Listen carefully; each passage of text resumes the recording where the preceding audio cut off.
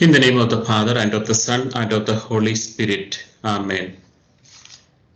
A reading from the Holy Gospel according to St. Luke, chapter 16, verse 13.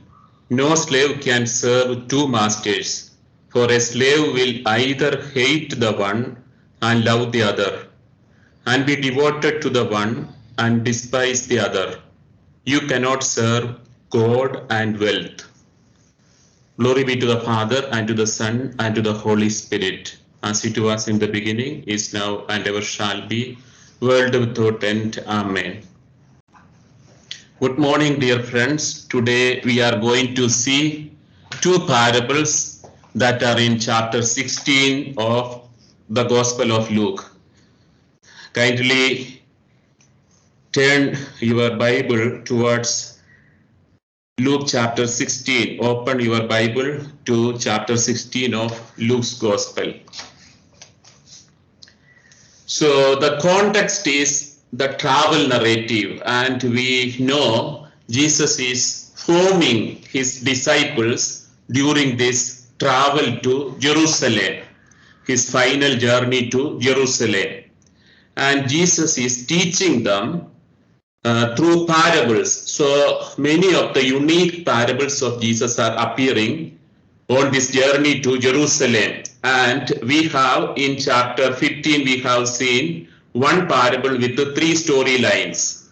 Now, today we are going to see two parables, but with the same theme. The theme is the right use of material wealth, the right use of material wealth, the proper use of material possessions.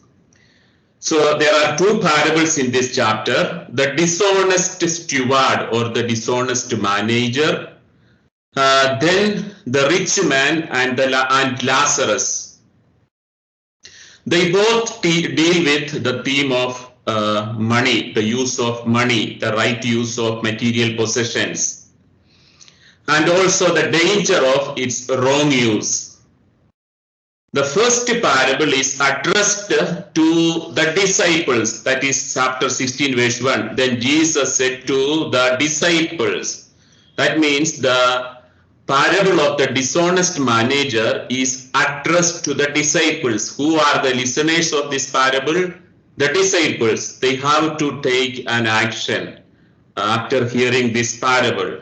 Then the second parable, that is about the rich man and Lazarus, it is addressed to the Pharisees, who are named as lovers of money. That is in verse 16 you will, in verse 14 you will see the Pharisees, who were lovers of money, heard all this and they ridiculed him. So the audience of the second parable is the Pharisees. This is important to understand the parables. So the context is very important. This is during Jesus' travel narrative, his journey to Jerusalem, and he is forming the disciples. So this is speaking about some values that the followers of Jesus should have, namely their attitude towards wealth and material possessions. And all throughout the travel narrative, we have this theme emphasized by Luke. Why? Because of the historical context. Not only literary context, but the historical context. The historical context is there was great disparity between the rich and poor in the Jewish society of Luke's time. So to the community to which Luke is writing, there was great disparity between the rich and poor. So that is the context, historical context in which Luke is writing these two parables. Now we go to the first parable. And the first parable we find in chapter 16, 1 verse 1 to 8, verse 1 to 8. And that is a narrative. A parable can be a narrative. It is a story. It is telling a story. It is a narrative. And verses 9 to 13 gives its application. So this parable has two parts. First a narrative, then applications. 4 applications he gives. 4 applications are given in order to protect this parable from misinterpretation. This must be clear from the beginning. Those 4 applications are given in the gospel by the evangelist in order to protect the parable from its misinterpretations. Otherwise, this parable can easily be misinterpreted. So this is one of the most difficult parable in the Gospel of Luke to interpret.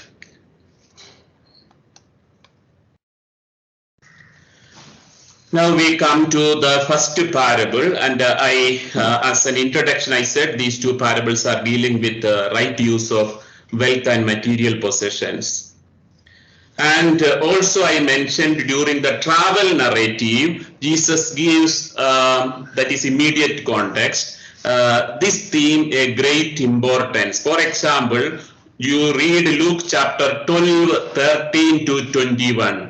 It is about the right use of material wealth. Then Luke chapter 12 again, 22 to 34. That is also about the right use of material wealth. Then the entire chapter 16 is about the attitude towards wealth, right attitude towards wealth. Also chapter 18, 18 to 30, chapter 18 to 30 deals with material wealth and possessions. Also the episode of Zacchaeus in chapter 19, 1 to 10 reads with the sharing of material wealth with others, namely the poor. So this is an important theme, namely poverty and riches is an important key theme in the travel narrative, in the immediate context of the narrative, literary context of the narrative. And only Luke gives us a parable of the rich man, this parable of dishonest manager. It is given only by Luke, only by Luke.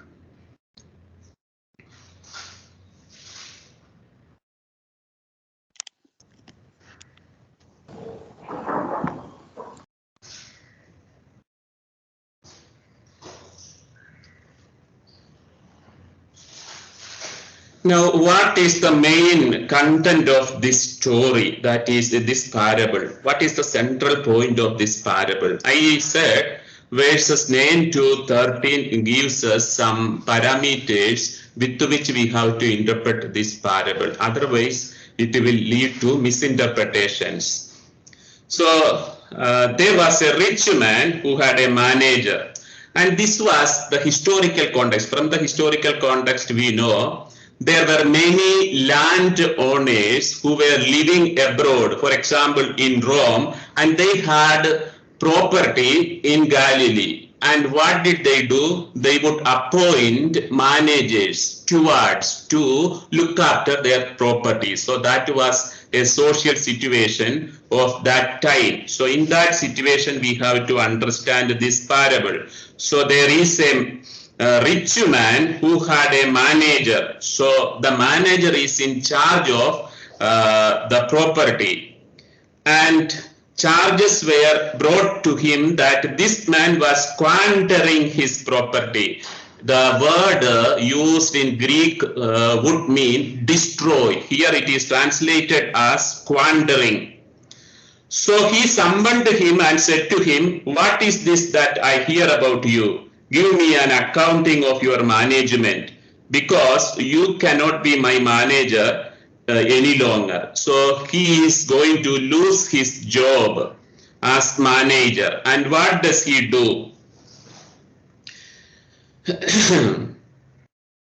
Then the manager said to himself, this is an internal monologue, "What will I do now that my master is taking the position away from me?" That is, he's losing the job. "I am not strong enough to dig."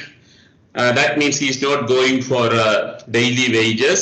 and I am ashamed to beg. He doesn't, so he cannot be a beggar. Then I have decided what to do so that when I am dismissed as a manager, people may welcome me into their homes. So he now understands his critical situation, and he has made a firm decision. He knows that his manager would anyhow dismiss him. So now he decides for himself in this critical situation. And what is his decision? When I am dismissed as a manager, people may welcome me into their homes. So summoning his master's debtors one by one. But here only two examples are given. How much do you owe my master? He answered, 100 jugs of olive oil. 100 jugs of olive oil would mean a great quantity. How much? 950 gallons of oil. That means of the product of 145 trees of olive trees. So this is a great quantity of oil that he owes. And what does he answer? Take your bill, that is the promissory note, and sit down quickly and make it 50. That means now he will have to give only 450 gallons. So what is he doing? He is doing some cunning activity. He is destroying the old bill, and he is writing, asking the debtor to write a new promissory note with 450 gallons of oil. So what would he do in turn? So the debtor will receive him in his home when he leaves his job, the present job. There is at least some place to go and stay, because he has given such 450 gallons of oil, which would be a great quantity of oil and of great worth. So there is the custom of hospitality in ancient Israel, and this would make that debtor to be hospitable towards this dishonest manager. That is why he is doing that. Then he asked another. Here we have only two examples, but there were so many other debtors. That is not given here because it is a parable, it is a story. Only two examples are given in order to be brief, to be short. And how much do you owe? He replied, 100 containers of wheat. 100 containers of wheat means 1,000 sack of wheat. That much it would come. So what does he say? He said to him, take your promissory note or bill and make it 80. So 200 containers of wheat was reduced, and that is a great quantity. So he is making friends by doing this. He is making many friends who will receive him as guests in their homes when he loses his job. And his master commended the dishonest manager. This translation is wrong. If you find his master there, that translation is wrong. The master, that is the way Greek would say. The master commended, and that master is Jesus. So the master commended the dishonest manager because he had acted shrewdly. And this is very important to understand. Why did Jesus commend the dishonest manager? Jesus is not commenting on his dishonest management. No, he is commending the cleverness, the prudence, the shrewdness with which he took a decision. That is what is commended, that you have to understand clearly. Otherwise, this parable would be misunderstood. For the children of this age, that means this world, in Johannine sense also, this world. are more shrewd, are more prudent in dealing with their own generation than are the children of light. Children of light means disciples, Christian disciples.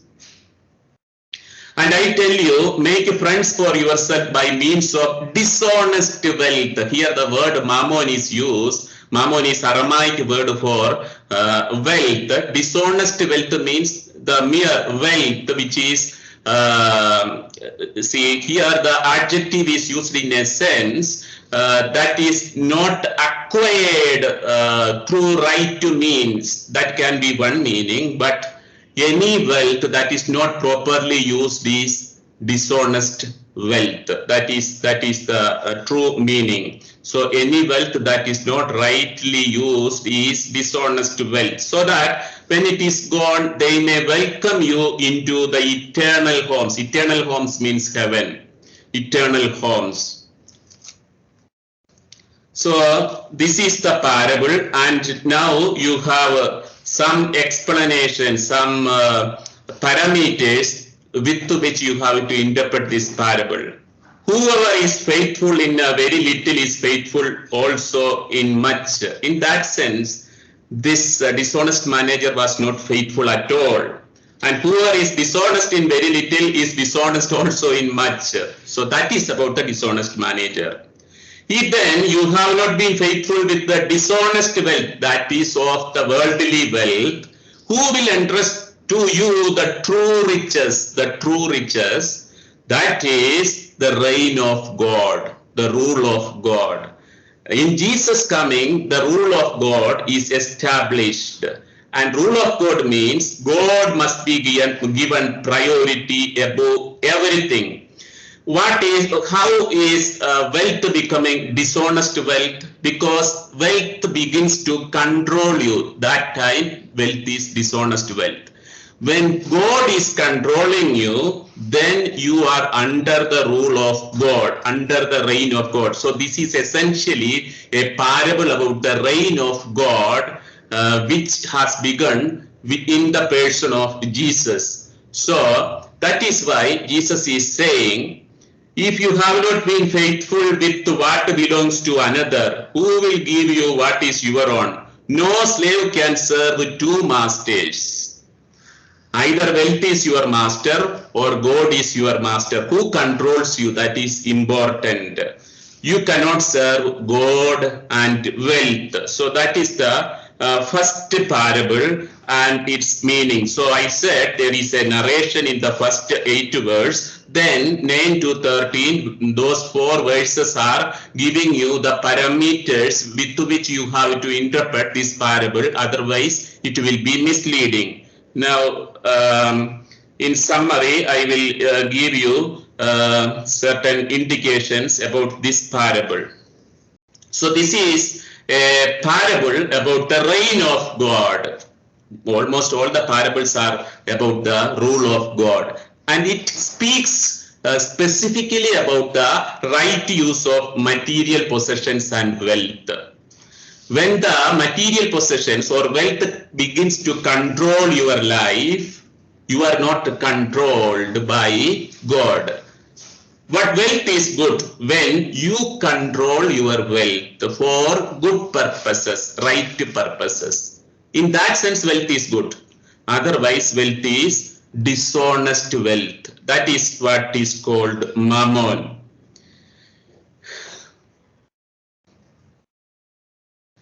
So in verse 8, that is the difficult verse here, in verse 8, and the master commended the dishonest manager. Why did Jesus commend the dishonest manager?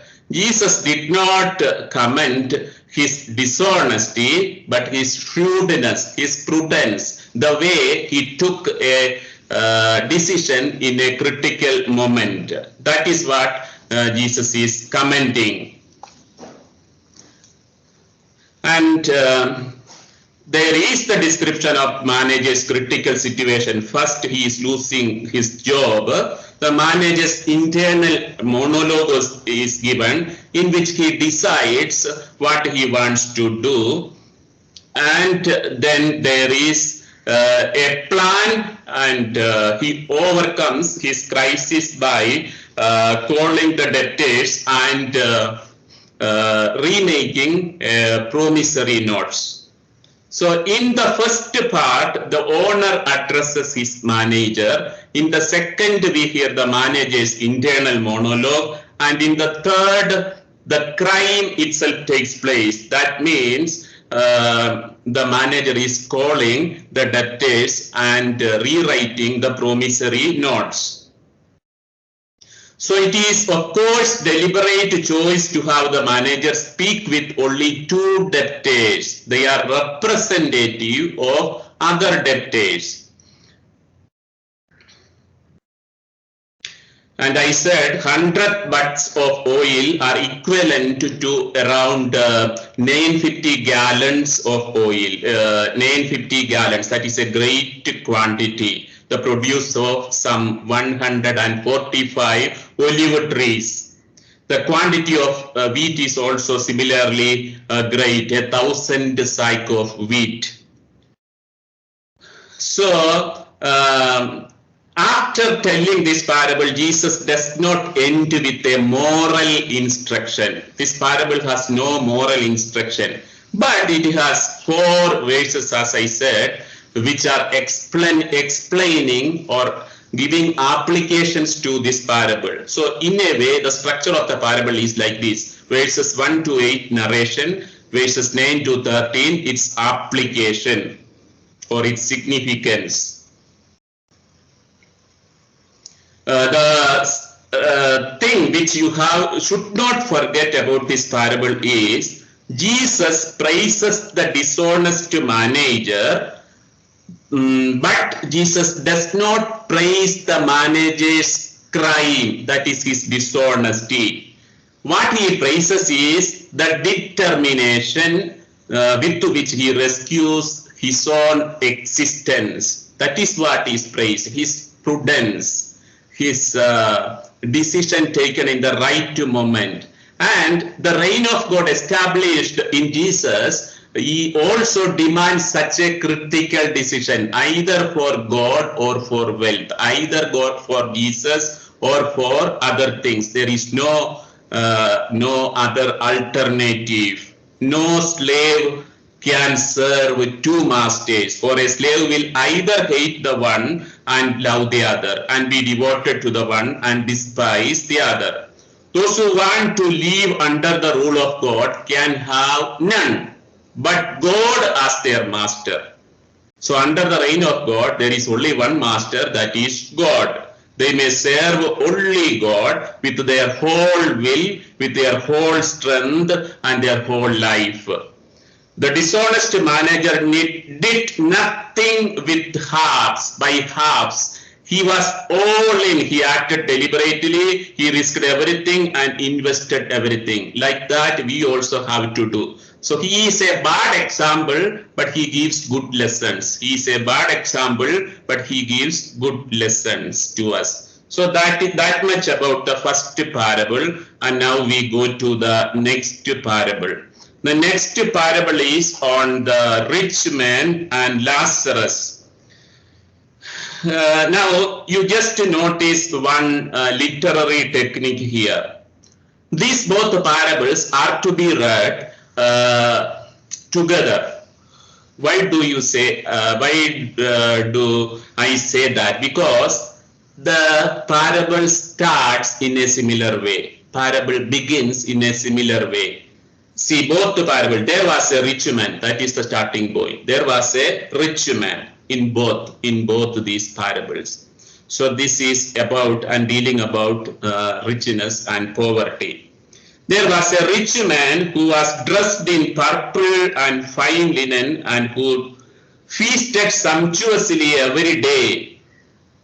So this parable of the rich man and Lazarus, it is very familiar to you, so I am not going to read the entire parable, but I will say the structure of this parable first. There is a contrast at the beginning. The contrast is between 2 personalities, namely the rich man and Lazarus. There is a big and sharp contrast between these two figures. This is what is given. The rich man dressed in purple and fine linen. These are very costly dresses. Second, there was feast, not only simple feast, sumptuous feast every day in his house. That means his house would have been, he must have been a great rich man. And at his gate, he has a gatehouse also, lay a poor man named Lazarus. But this is the only parable in which you find the name of a person, namely Lazarus. No other parable will give you the name. All other parables, the human persons are anonymous. Why does this parable give you the name Lazarus? Lazarus comes from the Hebrew word Eleazar. Eleazar means God is my help. God is my help. For the poor people, the only help is God. That is what Eleazar or Lazarus mean. That is why this parable Jesus has named the person, the poor man.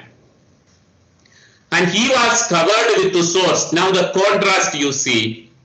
The other man wears linen clothes, purple clothes. And this man is, all throughout the body, you find only sores. That is the contrast. And where is he laying? At the gate. Where is the other man? Other man is in his mansion. So who longed to satisfy his hunger? Here you compare the feast, sumptuous feast that the rich man had daily. And at the end of the feast, what these invited guests would do, they would wash with breadcrumbs their greasy hands, and they would throw it on the floor, and they would collect it in a waste box and put it outside, and the dogs and this Lazarus would fight for those breadcrumbs. So there is a sharp contrast between these two personalities. Two persons. Contrast between two persons. That is the first part of the parable. Now, there is two destinies. How do their lives end? That is the next part, second part. The poor man died and was carried away by the angels to be with Abraham, the father of Jews. That is the end of the poor man. The rich man also died and was buried. Nothing else he said. In Hades, where he was being tormented, he looked up and saw Abraham far away with Lazarus by his side. So there is a contrast between the end of these two persons' lives, namely their destinies, two destinies. First two persons, second two destinies. That is narrated in the second part. And the destiny, now I will explain what is the meaning of Abraham's bosom and all. See, Abraham is the father of Jews. And what is given here is he is with the father Abraham. See, as a Jewish man, this rich man also recognizes Abraham as father. And now you remember John telling in his gospel, you may say that you have father Abraham. So that is the context in which this is said. So the rich man is a Jew, but what is his nature? That we will discuss after the parable, after going through the parable. Now, Abraham's bosom means there is a feast going on where in Abraham's place, that is heaven. And at the feast they are reclining. Reclining means not standing or sitting, but reclining. That is the way in ancient Israel they took part at dinners. So they will lie on the floor and face to face they will lie on the floor. So face to face Abraham and Lazarus are lying on the floor. That is why this Lazarus is seen in the bosom of Abraham, because there is a feast going on. Now what is taking place? There is a reversal, great reversal after their death. During the lifetime, the rich man enjoyed his life. Now, after the life, after their deaths, the rich man is suffering and Lazarus is enjoying his life with Abraham, the father of Jews. So there is a contrast between their destinies. And now the third part of the narrative, the third part has three dialogues between Abraham and the rich man. Three dialogues, and in these three dialogues there are two requests made by the rich man, but rejected by Abraham.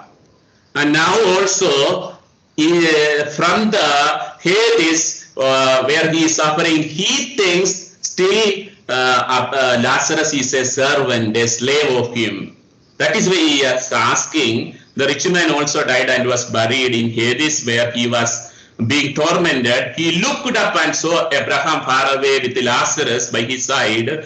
He called out, Father Abraham, have mercy on me, and send Lazarus, see, to dip the tip of his finger in water and cool my tongue.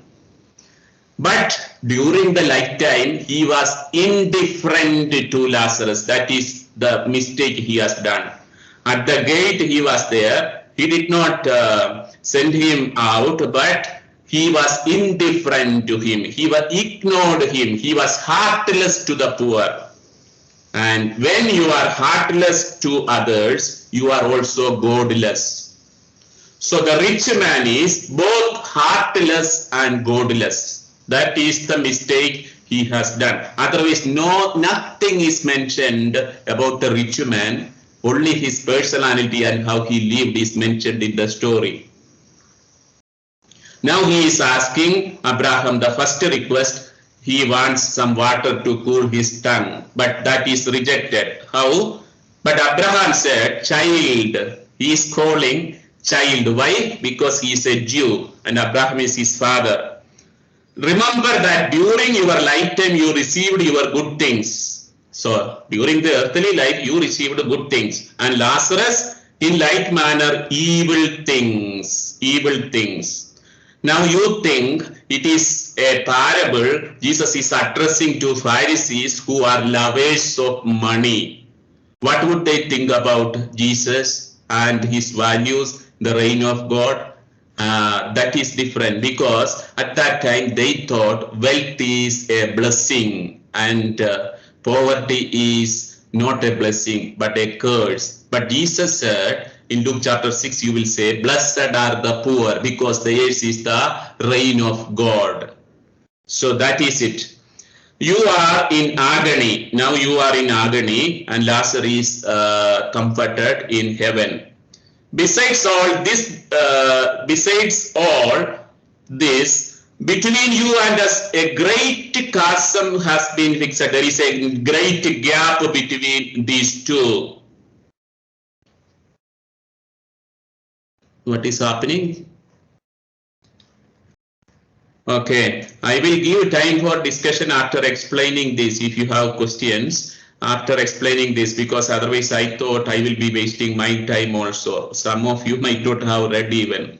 So that those who might want to pass from here to you cannot do so, and no one can cross from there to us. So there is a big gap between heaven and Hades. That is what here given. But it is a parable, you have to remember. So there is, don't give too much importance for those aspects which are not considered the main point. But parable speaks about the realities. So these realities exist. Heaven and hell, this is existing. From Jesus' own parable, it is clear that is there. But it is not a parable about hell and heaven. but it is a parable about the reign of God and the right use of material possessions. He said, then Father, now he is asking the second request. Now, Father, I beg you to send him to my father's house. He wants his 5 brothers to be saved. They should not suffer like him, he thinks. Then Abraham replied, they have Moses and prophets. They have scriptures. And that is what Abraham is saying. They have scriptures. Why does Abraham say so? Because scriptures are being fulfilled in Jesus. So the scriptures are being, law and prophets are fulfilled in Jesus. And that is the verse you will find in Luke chapter 16, the same chapter 16:16. Until John the Baptist, law and prophets. Then onwards the kingdom of God. That division is given in this chapter. He said, no, Father Abraham, but if someone goes to them from the dead, they will repent. He said to him, if they do not listen to Moses and prophets, neither will they be convinced, even if someone rises from the dead. So there is 3 dialogues between Abraham and the rich man at the end. So there are 2 persons portrayed at the beginning, 2 contrasting personalities, rich man and poor Lazarus. Secondly, you have 2 destinies. The destiny of the poor man, he is in heaven in Abraham's bosom, and the destiny of the rich man who is in Hades. Now, third part of the parable narrates 3 dialogues between Abraham, the father of Jews, and the rich man. So this is the entire parable, and I will now summarize this parable for your sake, and then I will give you time for discussion.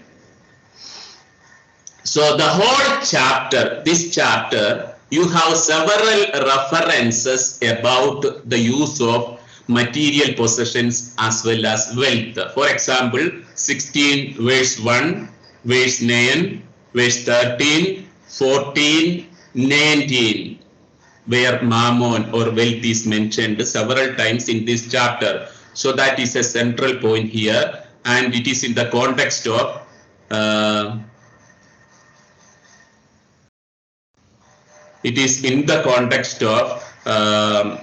poverty and riches. There is a sharp contrast of 2 people, the rich man and the poor Lazarus. Some have already left saying that there is discussion, I think. I do not know what they have to do urgently. The urgency is only the kingdom of God, nothing else. The poor man has no garments. The body is covered with sores. The rich man has purple linen clothes, and he has everyday sumptuous meals. Within his palace, the rich man stages expensive banquets for his guests, while the poor man is starving. He lies outside the gate and would have loved to eat the leftover lay under the table inside the mansion of the rich man. But no one gives him even that. Instead, dogs lick his sores. So the rich man is hard-hearted, indifferent, and godless. Nothing. So the rich man lives a life of complete indifference to the misery of the poor man Lazarus. He is not even conscious of a poor man lying outside his gate. And rich man died and was buried. That is a simple statement. But the poor man is carried by angels to be with Abraham. The poor man is not cuddling in Abraham's lap. The image presupposes an ancient banquet that I said they are reclining, facing one another in particular. The guest of honor lies facing the host. That means Abraham lies. They are two. The poor man is facing Abraham and reclining at the meal.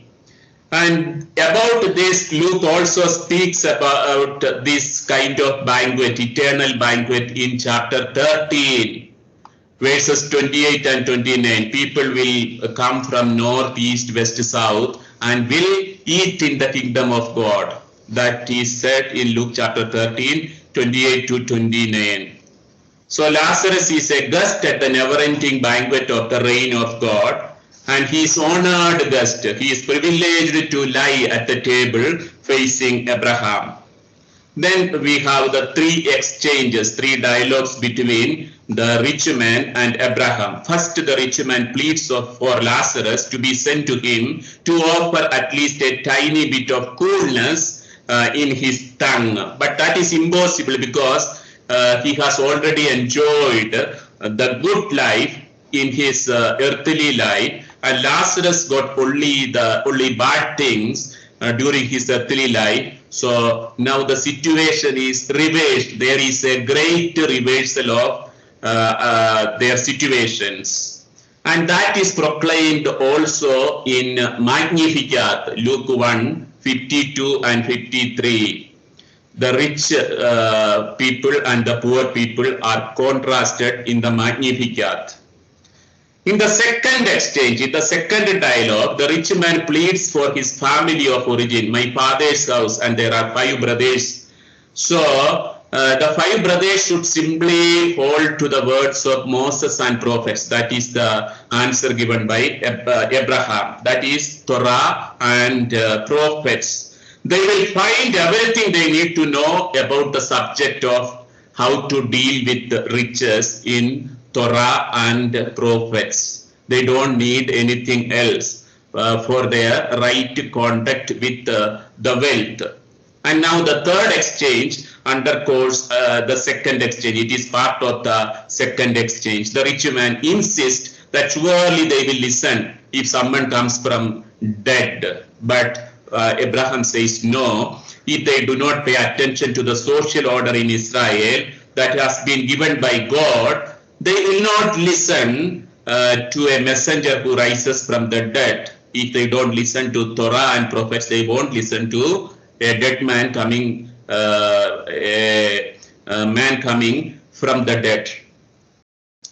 Only the third exchange really offers nothing new, but it may be an addition by Luke, a redaction by Luke. So there is a contrast between the rich and poor, which shows the historical context of Luke's audience. There was much disparity between the rich and poor.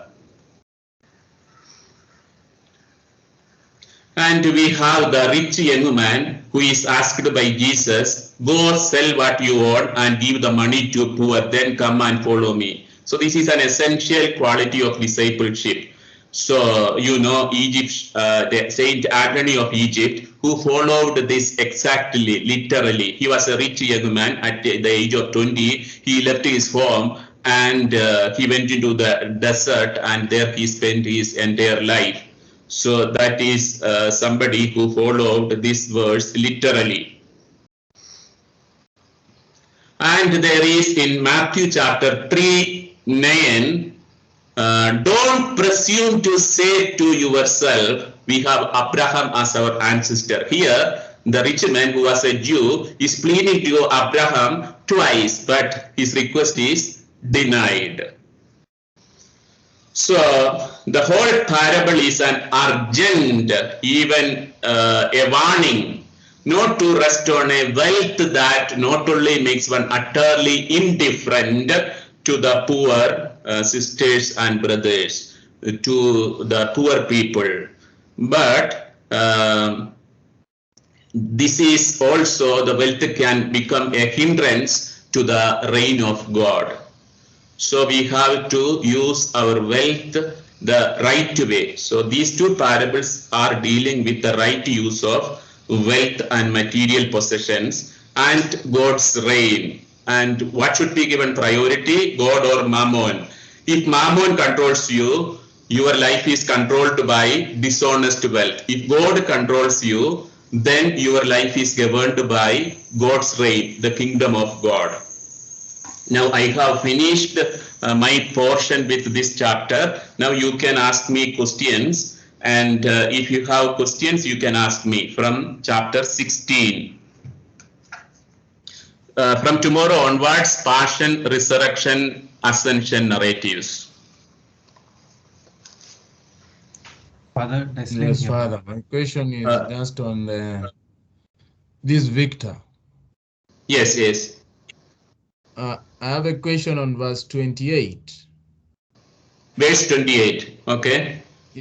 When the rich man is requesting that Lazarus is sent to his 5 brothers. Yeah.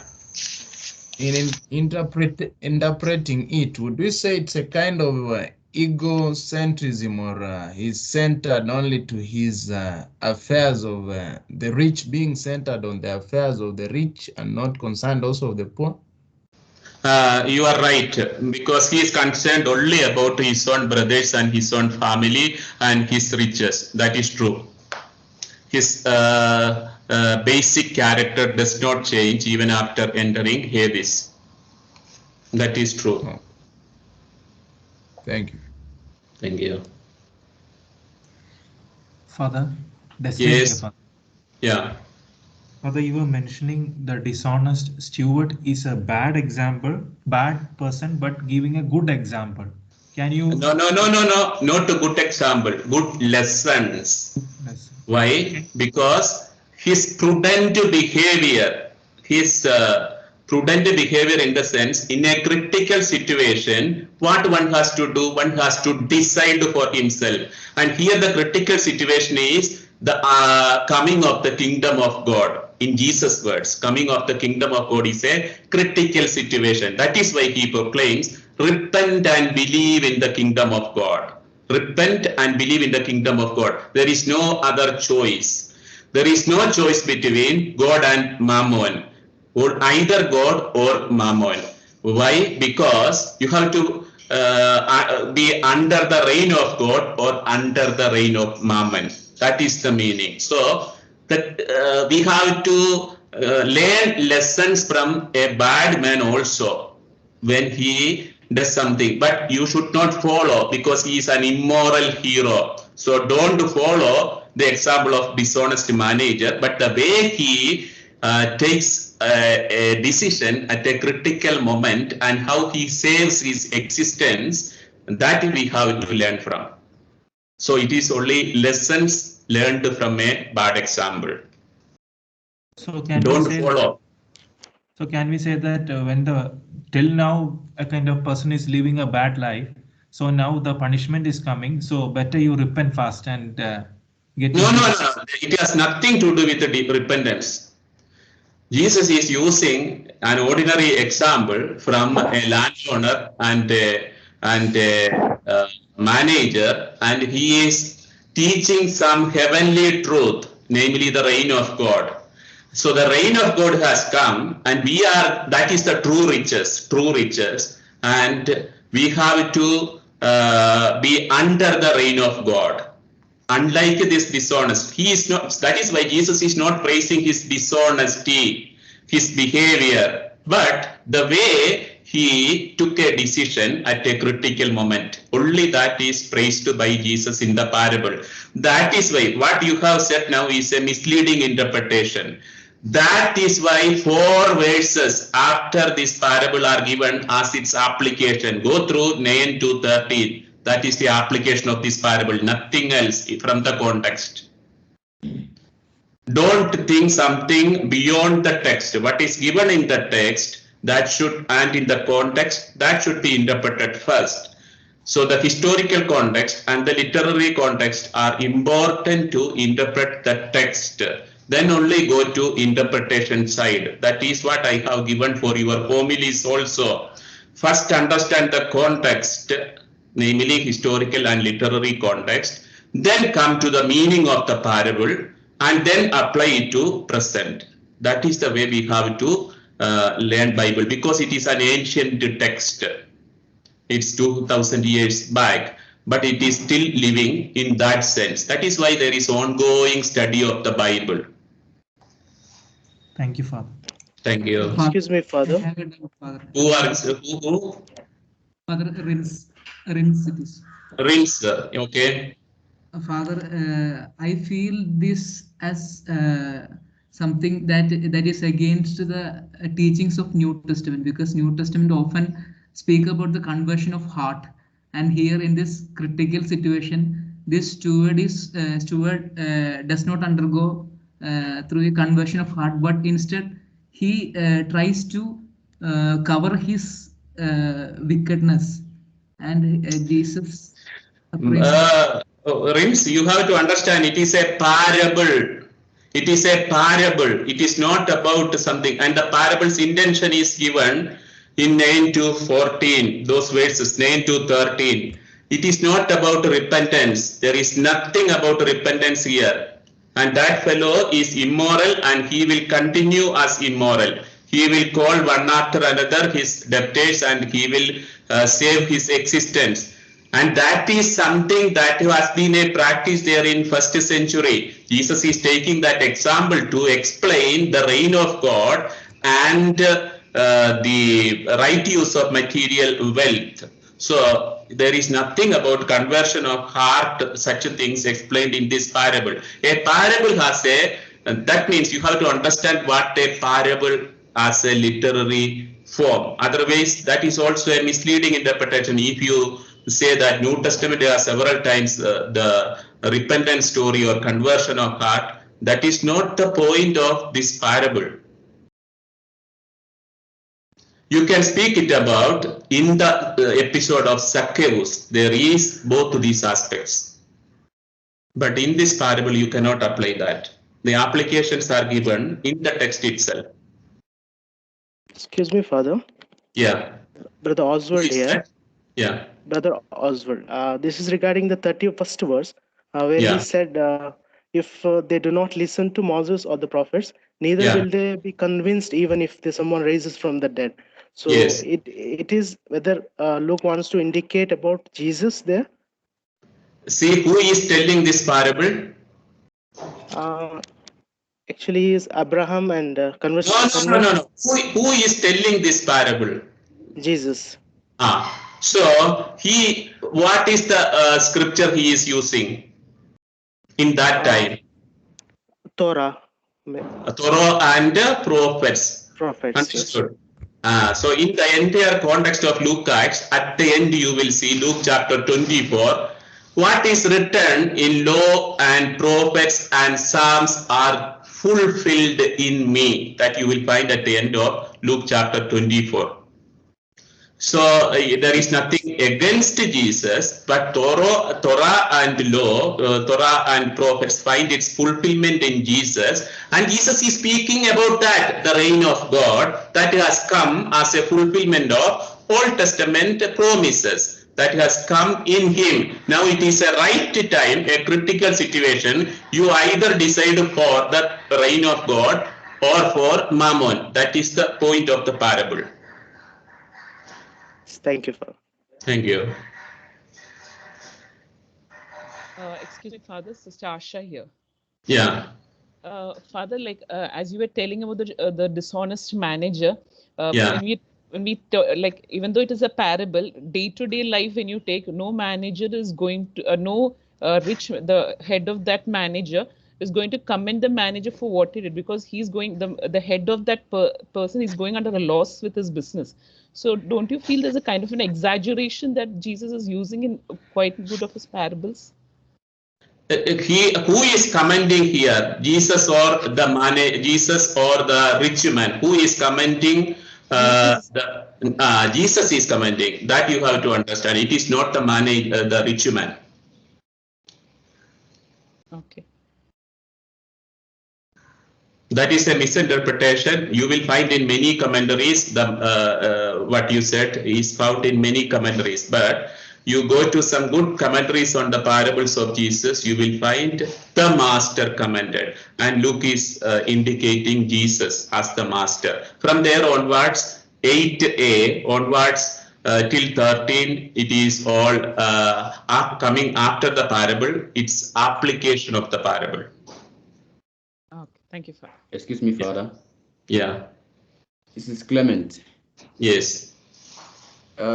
Now, following from Sister Asha's question, because you said it is Jesus commenting in the Yeah. parable. Now, Yeah. my question comes in is, now Jesus is the one narrating or speaking about the parable. Yes. He is still the one commenting in the parable. Yes. And then, so why do we affirm his presence in this parable and not very much in other parables?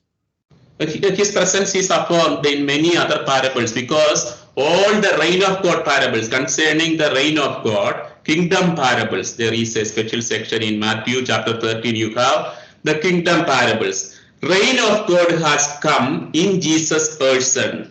And the parable speaks about, it is something, God's rule is something that we cannot grasp fully. So Jesus is taking examples and imageries from the nature as well as human life to explain what or how does the reign of God like, and how it begins, how it grows, and what will be the fulfillment of the reign of God. So this is the kingdom of God has come in Jesus himself, in the person of Jesus. He is explaining the mysteries of the kingdom of God through the parables. So there is a connection, intimate connection between Jesus and his parables.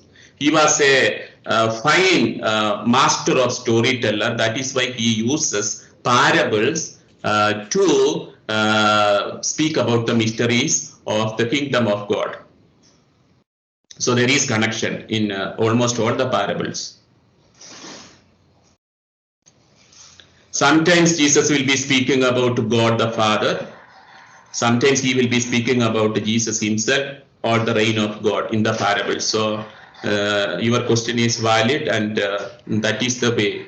Mysteries of God, the rule of God, cannot be explained directly. We may not be able to grasp it. That is why he is explaining it with parables, so that we can understand what does the rule of God mean for us. Father? Yes. Father, in verse 16 of chapter 16 itself, it says that everyone enters the kingdom of God violently. Forcefully, violently. Yes, it is said. Why? What does that mean, forcefully and violently? What is the kingdom of God? Kingdom of God began with Jesus, establishment of the kingdom of God. Then in the first century, what happened? There were persecutions, and who believed in Jesus had to leave their families. There were problems, there were divisions because of the kingdom of God, because of Jesus. That is the violence, that is the force referred to there. So it is the suffering that is due to the kingdom of God. Thank you, Father. Excuse me, Father. Yeah. This is Clement.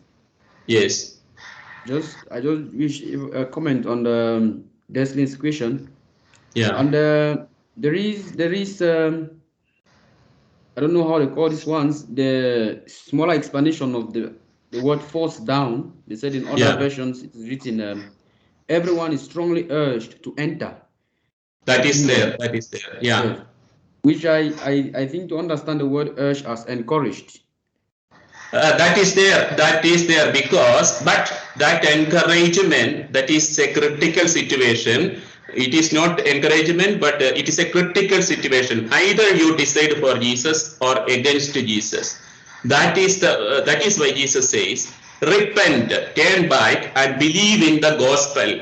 And this is to Jews. He is telling it first. Repent and believe in the gospel. So faith in Jesus, that is important, because in him the rule of God is has begun, and all who enter the reign of God established by Jesus, that is being encouraged by Jesus and the disciples. That is there, but there are resistance from non-believers from other oppressors. That is why the other explanation which I gave, the first century context of persecution and suffering due to faith in Jesus is also, even in the case of John the Baptist, that is true. One who is mentioned there as the last prophet. He had a doubt even when he was prison whether he is Messiah, whether Jesus is Messiah, and he sent disciples. Finally, he was beheaded for his faith in Jesus and his witness to truth.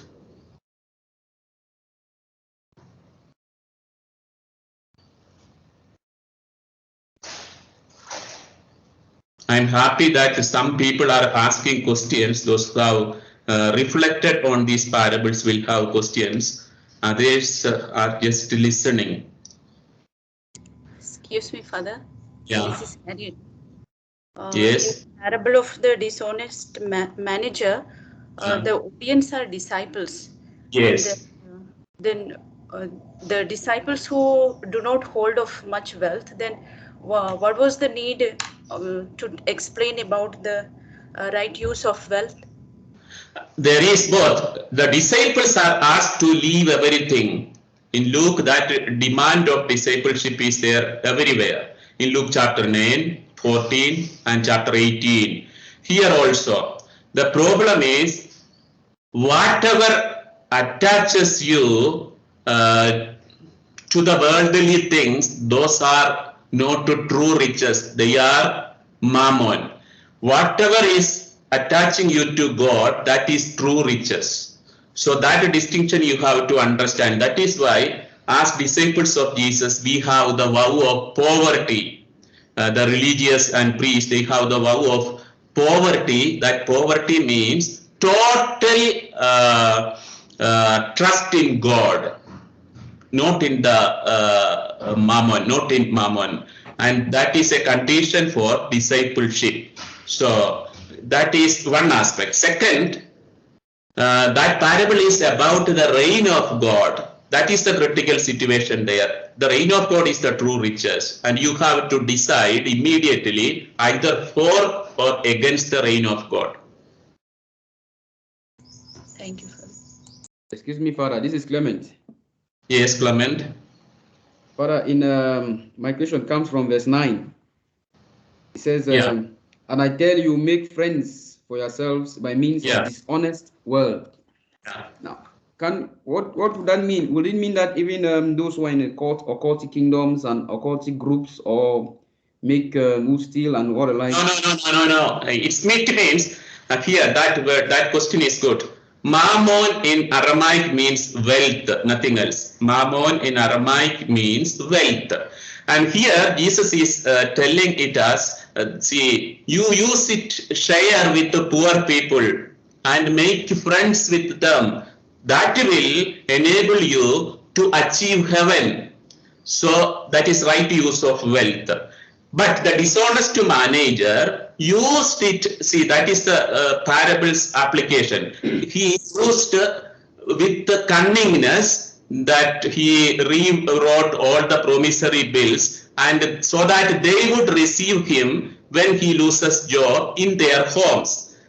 Likewise, we have to use our wealth to share with the poor people and for good things, good purposes. Right uses of wealth is mentioned there. Right use of wealth. That will make us, that means wealth should not control us, but we should control our wealth. So the charity institutions, all those option for the poor people, those things come under this.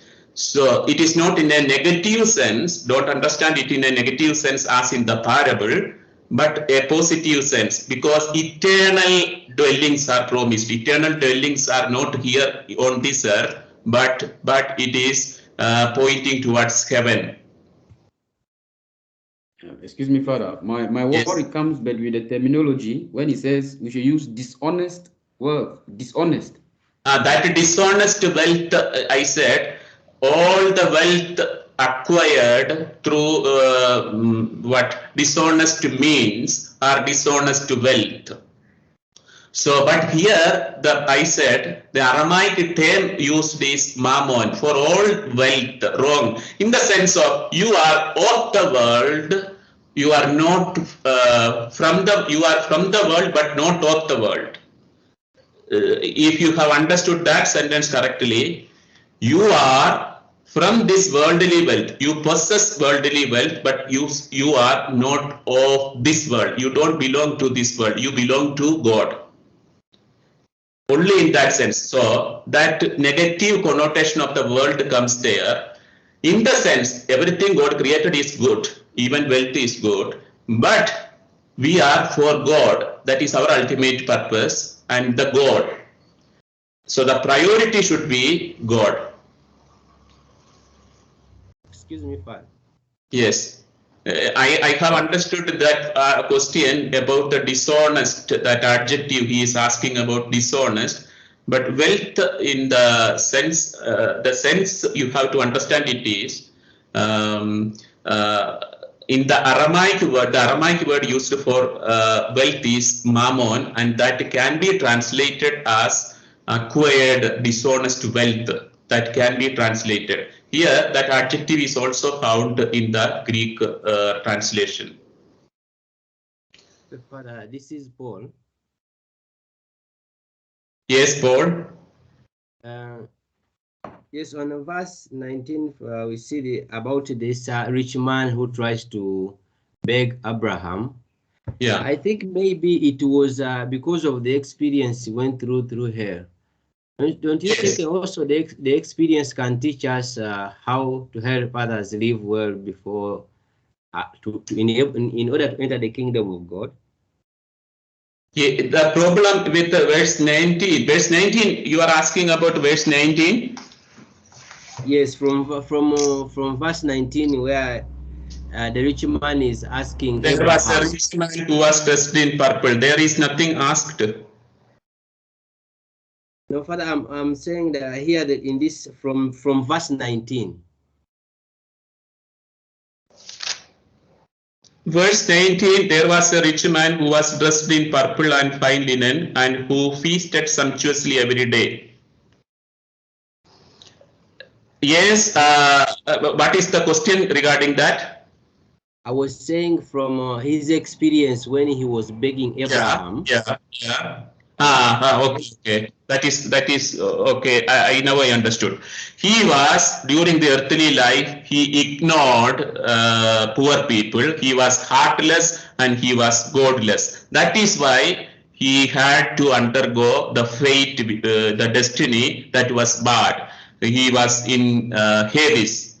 So that is a good model for us in order to avoid such kind of life, heartless and godless life. Thank you. Father. Yes. In this parable, we said about two parables. Why in between that verse 18 about divorce comes there? Those are three citations inserted by Luke. In between, you have three citations. I have dealt only with the parables. Those are three citations. Some come from Q, some come from his special source. Those three citations. Just a second. I will go through that also.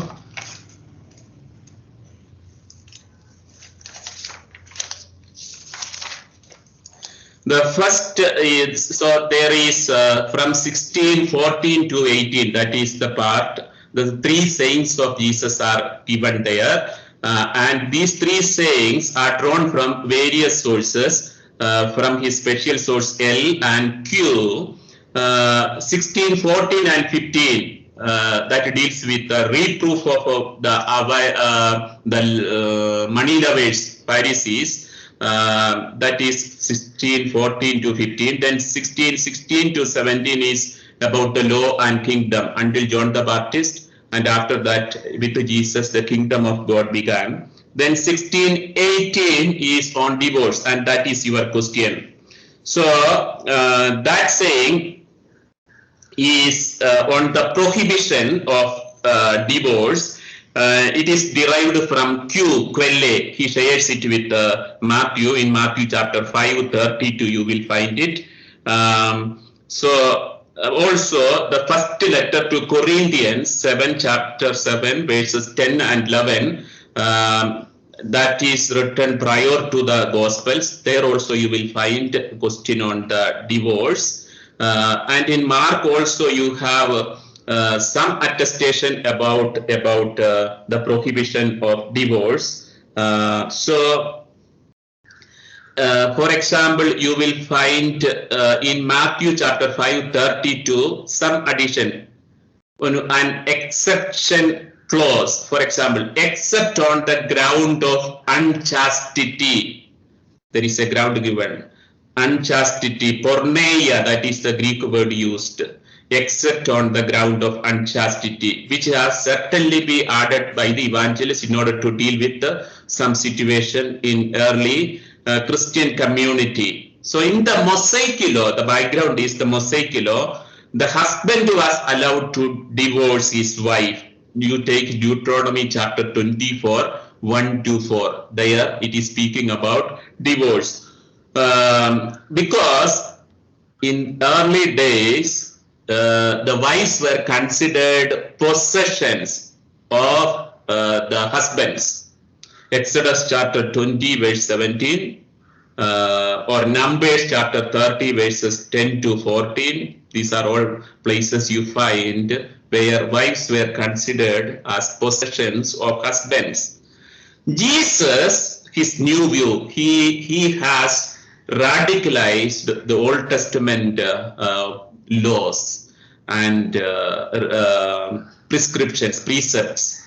Jesus not only forbids divorce, but also declares a marriage contracted by man after divorce is equal to adultery. That is what he says here. Besides, a man commits adultery by marrying a divorced woman also, that is adultery, because the first marriage is indissoluble. So marriage as a covenant and the indissolubility of marriage is stressed by Jesus in that saying. Jesus' law is more demanding than the Old Testament law. He sees marriage as an indissoluble bond. The reason for such a view is not stated in the Lucan text, but it is Jesus saying. It is put as Jesus saying. So that is a saying about divorce which comes in between. Three sayings, such sayings are inserted in chapter 16. Thank you, Father.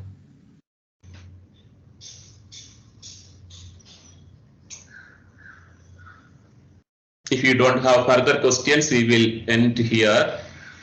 Glory be to the Father, and to the Son, and to the Holy Spirit, as it was in the beginning, is now, and ever shall be, world without end. Amen. Thank you, Father. Thank you. Thank you, Father.